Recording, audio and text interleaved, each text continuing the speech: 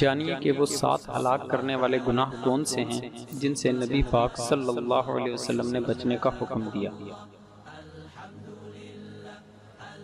حضرت ابو ہریرہ رضی اللہ عنہ نے بیان کیا کہ نبی کریم صلی اللہ علیہ وسلم نے فرمایا 7 مہلک گناہوں سے بچو۔ صحابہ نے عرض کیا یا رسول اللہ وہ کیا کیا ہیں؟ نبی کریم صلی اللہ علیہ وسلم نے فرمایا کہ اللہ کے ساتھ شرک کرنا، جادو کرنا، ناحق کسی کی جان لینا، سود کھانا، یتیم کا مال کھانا، جنگ کے دن پیٹھ پھیرنا، پاک دامن مومن عورتوں پر تہمت لگانا۔ اللہ ہمیں ان سب گناہوں سے بچنے کی توفیق عطا فرمائے، آمین۔